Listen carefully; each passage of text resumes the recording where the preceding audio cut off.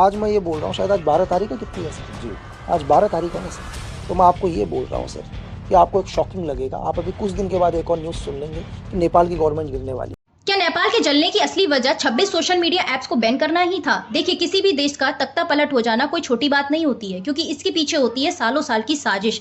2021 में अफगानिस्तान में तख्ता पलट हुआ था, 2022 में श्रीलंका, 2023 में पाकिस्तान, 2024 में बांग्लादेश और फाइनली आज यानी 2025 में नेपाल में भी ये स्थिति बनी हुई है। भारत के पांचों बॉर्डर वाले देशों में लगातार 5 साल से तख्ता पलट होता आ रहा है और आज फाइनली नेपाल में भी वही स्थिति बनी है। बल्कि नेपाल तो एक छोटा देश है जहां की पॉपुलेशन 2 करोड़ लगभग 96 लाख के आसपास है, वहीं भारत की पॉपुलेशन 146 करोड़ है। अब ऐसे में हम भारतीयों के दिमाग में एक सवाल आता है, क्या भारत में भी कभी ऐसी स्थिति बन सकती है, मतलब नेपाल जैसी स्थिति?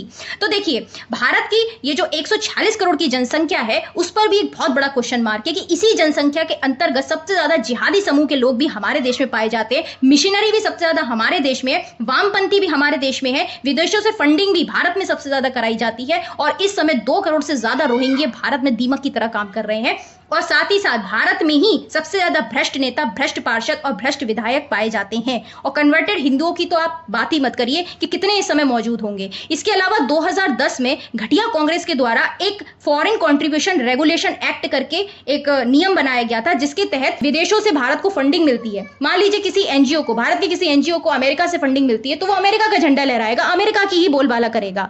अब ऐसे में हमारी सरकार को भी जरूरत है कि सबसे पहले इस फॉरेन कंट्रीब्यूशन रेगुलेशन एक्ट को जड़ से खत्म कर दे, ताकि नेपाल और बांग्लादेश जैसी स्थिति भारत में न बन पाए।